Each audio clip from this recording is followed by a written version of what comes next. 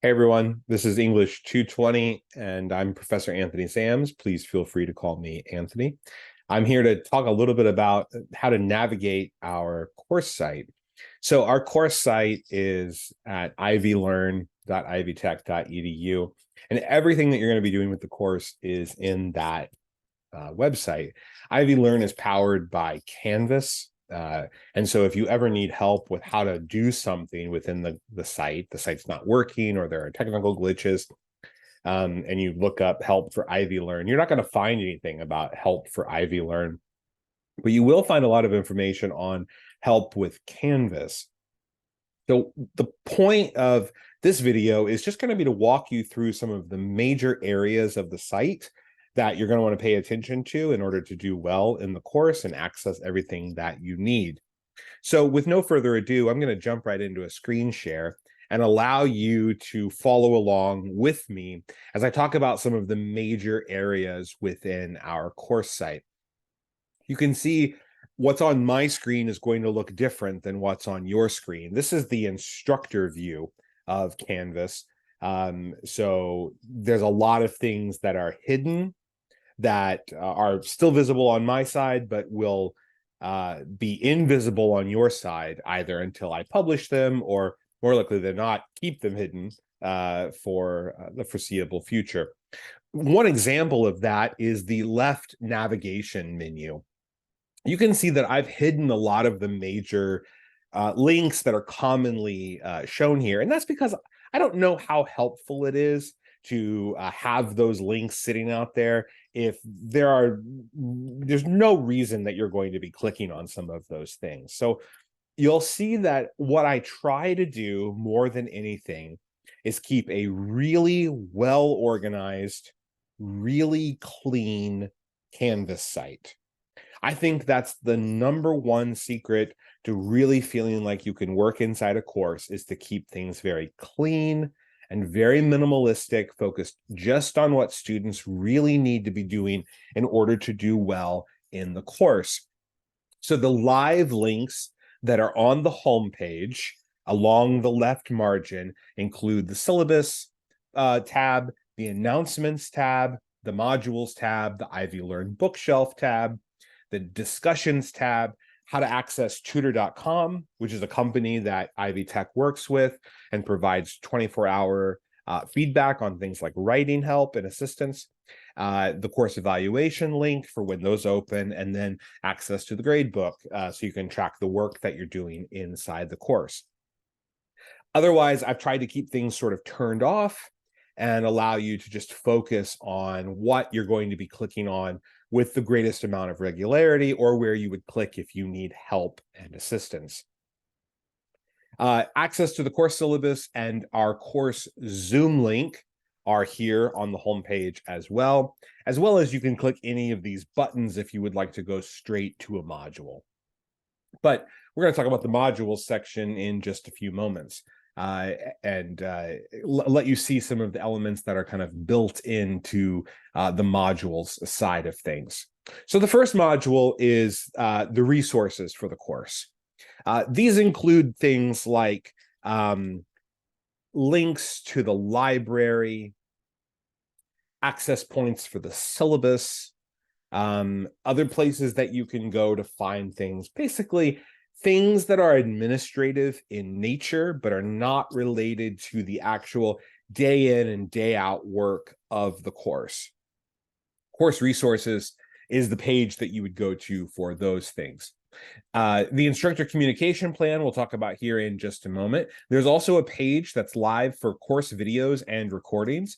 So something like this video, for instance, will be archived there. Anything that's recorded for the class is archived on course videos and recordings.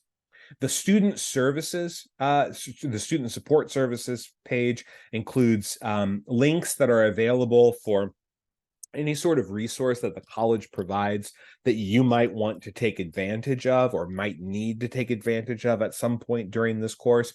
Things like the library, disability support services, if you need information on how to contact services at your campus, If you need access to the Ivy Cares program, which provides wraparound services to support students, things like food insecurity, transportation needs, mental health, emergency funds, we know all of those things are essential to you being able to focus on the work of your course. And if you are experiencing a crisis related to any of those things, being able to get the help that is necessary will allow you to first just have the help as a human being who has dignity and is worth helping. And second, if it's a way that provides a temporary solution to the problems that you're facing in your personal life, it can help you become reoriented or more comfortable with continuing coursework. The module section also includes a how-to on the Ivy Plus bookshelf, which we're going to take a look at in this video as well. And I have included here too a copy of the PDF of the Norton Anthology of World Literature, Volume 1. Now, it's almost a full PDF, and I'm going to actually try to keep this going to let it load, if possible, on the screen. It's a large file, but what you'll be able to see is once it loads, look, it's 1,881 pages as a PDF document. The book itself is included here as a digital file that's been scanned in. It's identical to the copy of the Norton Anthology that I have for myself to read and to work from as I'm helping you learn more about the content in this course. So I've provided this PDF to you as part of your access point for the text. So you have an access to read the text in the Ivy Plus bookshelf. You'll also have access to read the text here. And we'll talk as well about other ways that you can read the text that are related to the reading engagement assignments soon. So this is another access point for the course materials. This PDF is made available for you. And then if you ever want to just talk to fellow students about anything, there's a section here called the Online Cafe. Let's touch on a couple of the pages that are also part of this section, the resources for English 220.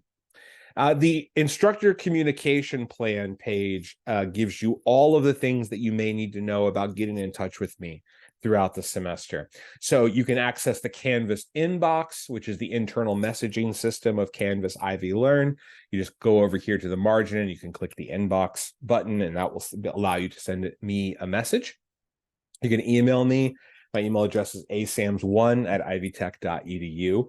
I do weekly course announcements, and you can reply to those if you would like to get in touch with me. A direct reply actually shows up as a comment on the announcement, so I wouldn't want you to put anything in a direct reply that would not be appropriate for anyone else to see it. You can schedule a visit at my virtual office hours using the course Zoom link.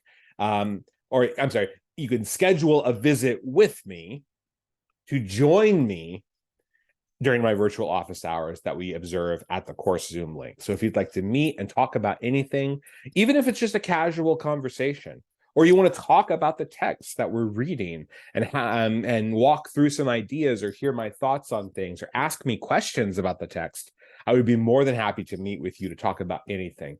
That's one of my favorite parts of the class is when students reach out and say, hey, do you have time, an hour, on Thursday? I'd love to talk to you about this week's reading. And there's nothing better for me than sit with a student on Zoom. I guess the only thing better would be to sit with a student in person and talk about the text, but we'll make do with Zoom if we have to. And as I mentioned in the syllabus video, I'm temporarily displaced from my office as a portion of my home campus is under construction. So I'm taking up residence in the Fowl Hall Learning Commons. That's where the library and tutoring services are at the Sellersburg campus. So if you're a Sellersburg student, I'd love it if you had an opportunity to stop by at some point during my office hours, or we can schedule time together and we can chat about the course. In my personal experience, email is the best if it's a simple question with a yes/no answer, or where I'm only required to reply with a sentence or two, right? Email is great for things like, hey, can we schedule a Zoom appointment? I'm available on Thursday. And then I can say, yeah, that sounds great. Here are my times. Or, hey, I've had a really busy week. I've fallen behind. Is there any opportunity for me to I'll get an extension on the assignment. Right back, yes, absolutely. You might want to try to have it done by this particular date, though, because next week's coming to be a busy week. If there's a back and forth that's needed, or if you have a question that you just can't figure out, or you're struggling with something in the course, scheduling time on office hours, virtual on Zoom, is really the best option for that. That allows us to have a more organic conversation. I can screen share, I can show you things that way. Trying to resolve complicated issues through email is kind of a recipe for a headache. So you can always reach out to me. Don't mishear me. I'm always happy to help, but I'm just trying to think about the way to maximize help, and that would be the way that I would go about it. Let me say something, just a special note here about two-way communication, right? In our course, a week begins on Monday and it concludes on Sunday.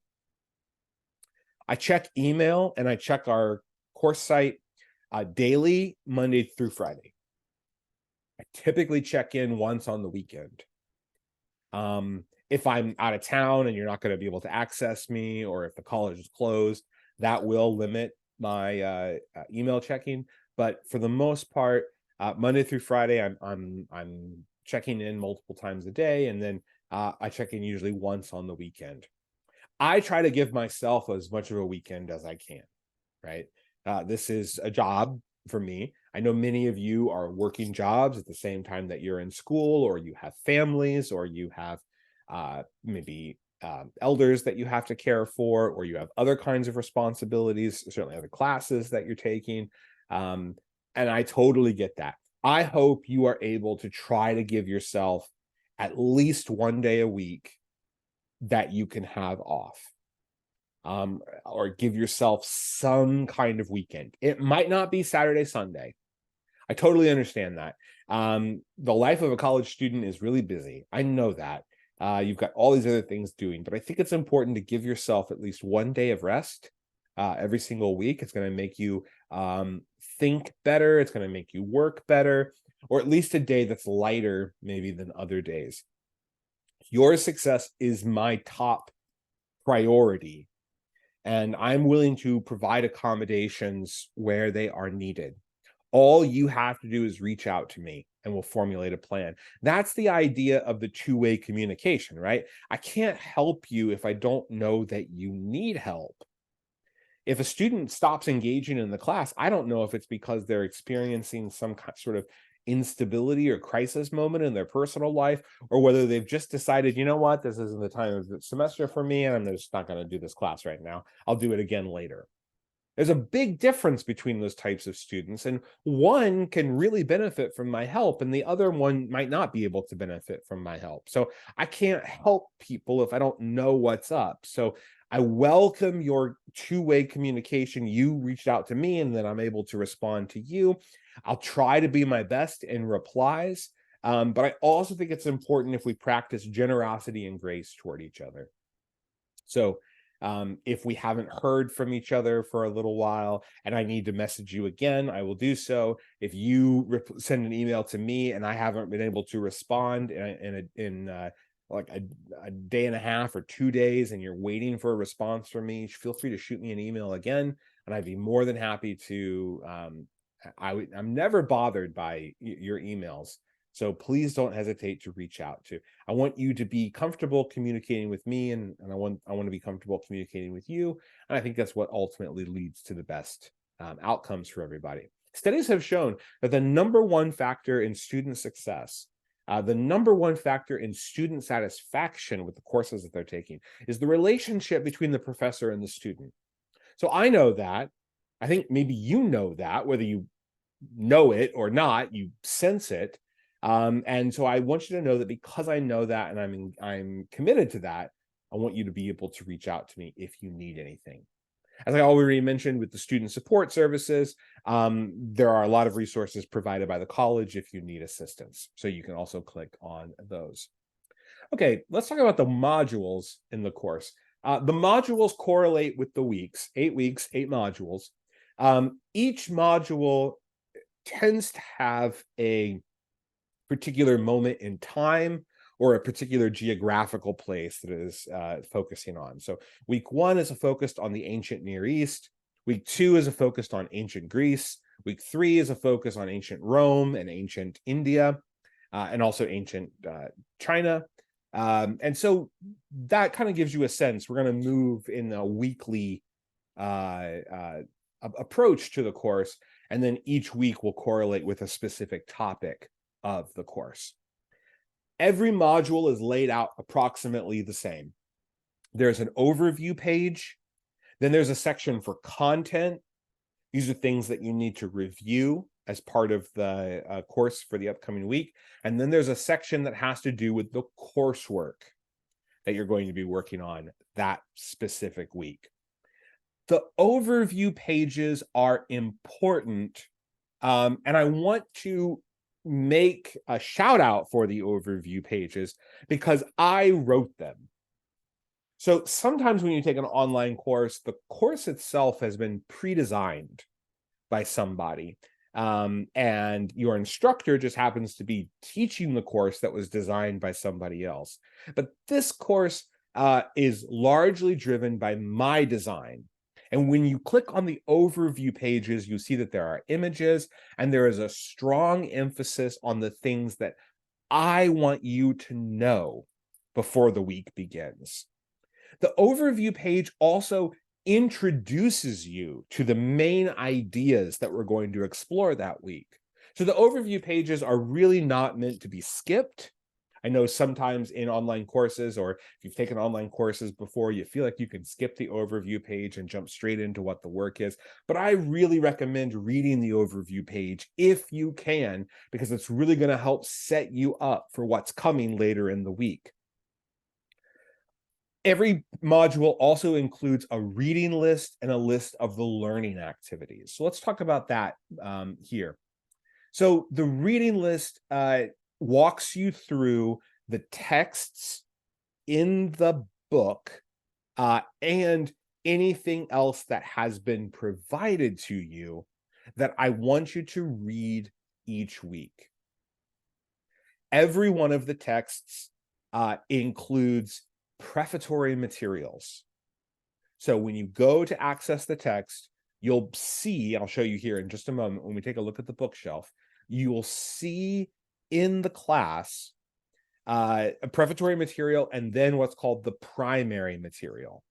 So for instance, in the Epic of Gilgamesh text, the actual narrative is the primary material. But before the primary material, there is a short little section that provides basic information about the text. You are expected to read that basic information before you read the main text. That information is so helpful.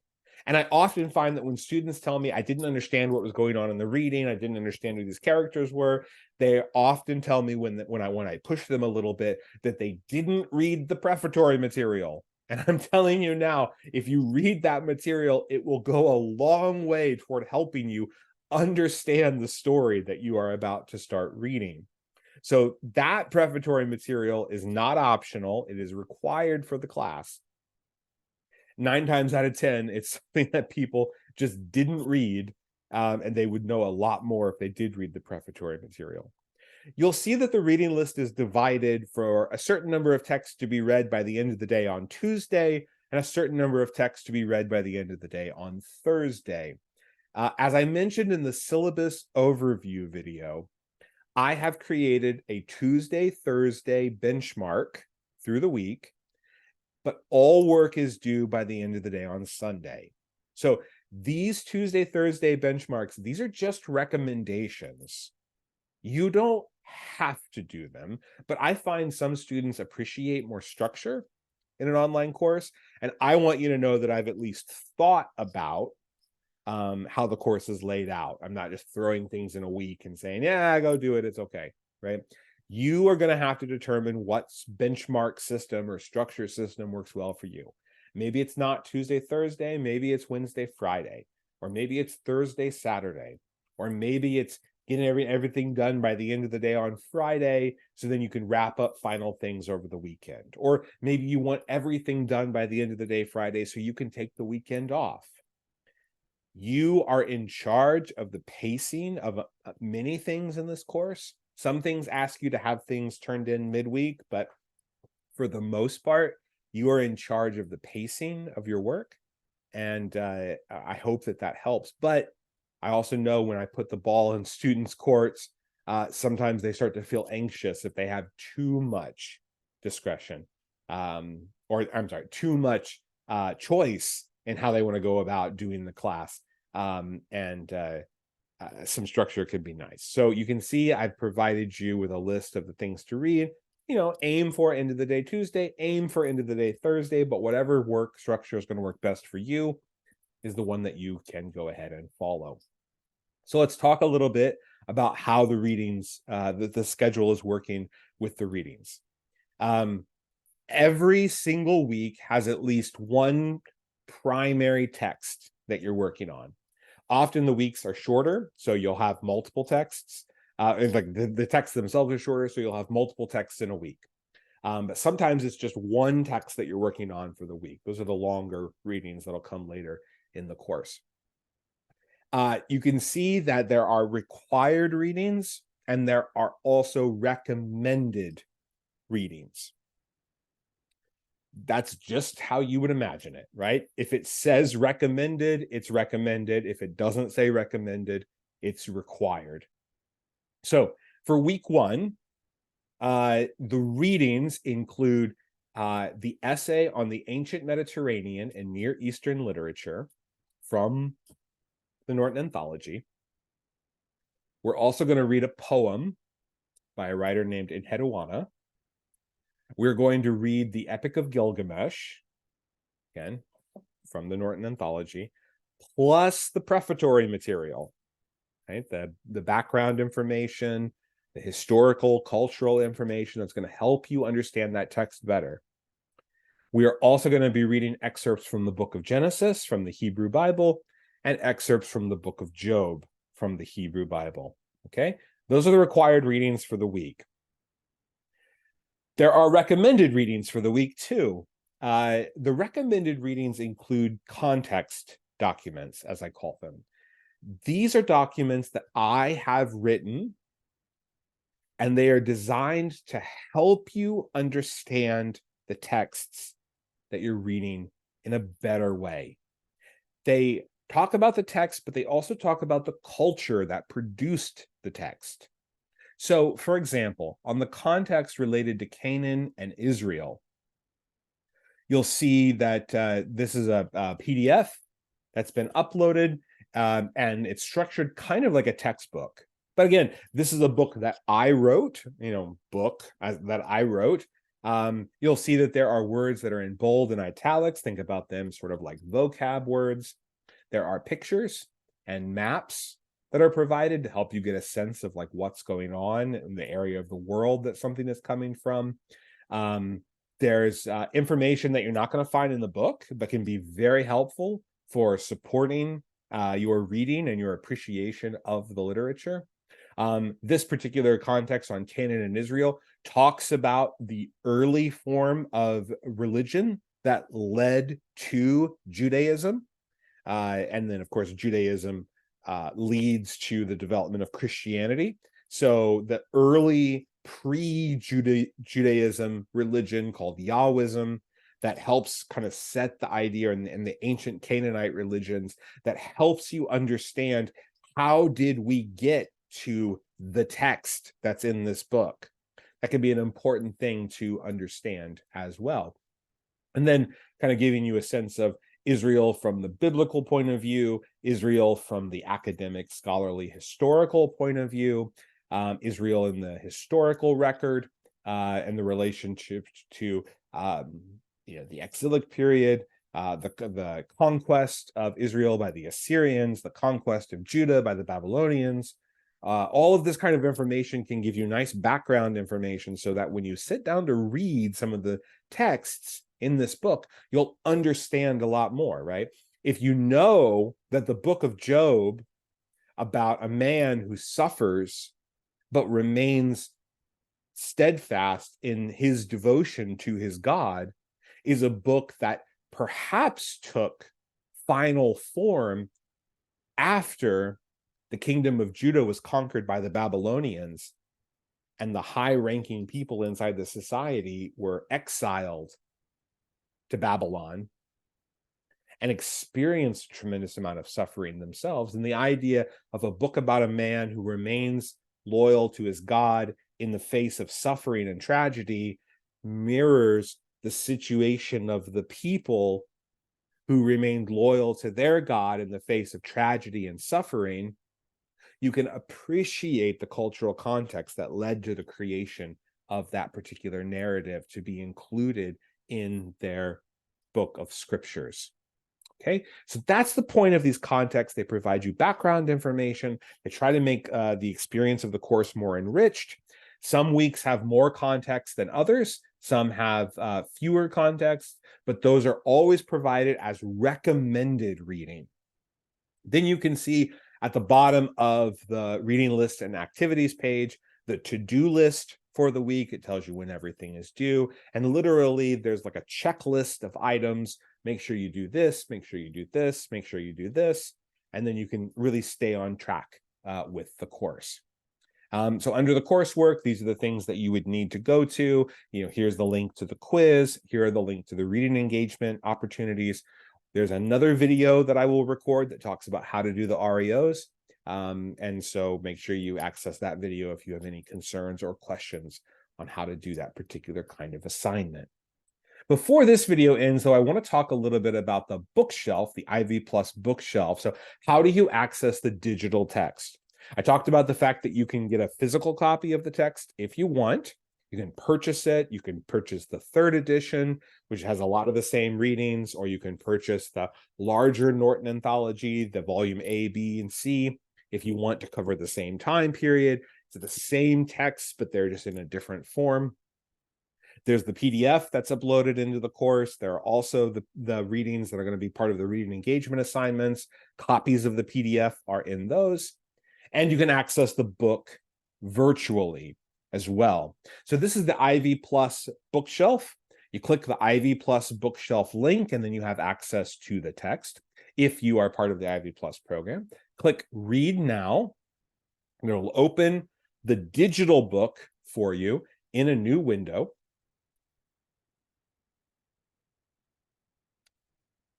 So you can see that there's a navigation menu that's here on the side. Let's collapse some things from the last time that this was open. Here is the book. I have page numbers that are listed if you are using a physical copy of the book or the PDF of the book. Those also have page numbers associated with them. But the virtual book does not have page numbers. Well, I mean, there are page numbers on the side, but so if you are going to read that ancient Mediterranean and Near Eastern literature essay, here it is. Prefatory material, invention of writing, the earliest literatures, Near Eastern and Mediterranean cultures, background information. You can make the pictures larger. You can take a closer look at them if you would like to do that. To read the Epic of Gilgamesh, you would click the title of the text, Epic of Gilgamesh, and this is the prefatory material, right? The background information on the text to help understand who is this character, what is the society that produced this, what is the story about, why is the story important, et cetera, et cetera. And then to read the actual tablets, they're broken down like by chapters, so you can click tablet 1, and then you can see the whole text here, right? The footnotes that are built into the text. If you're reading in the book, the footnotes are at the bottom of the page. But if you're reading it in the virtual book, you have to actually click the footnote, and then it takes you down here. Unfortunately, the footnotes are not formatted very well. They look like they are built into the rest of the text. It's kind of distracting, actually, if I'm being completely honest with you. But you can nevertheless see that there's a text here. This also has, you can adjust the font size if you would like to adjust or put it on a night mode, if that would be helpful for reading maybe in the evenings. You can adjust the margins. You can change the font if you want to try to find a better font that works with your eyes. You can also highlight or make the text smaller or larger, make the lines wider or thinner. There are lots of settings that you can do if you're going to use the version of the book that's built into the course through the bookshelf. One of the many options that you have available to you for how to use the book. So that gives you a sense of where the course is and the various components of the course.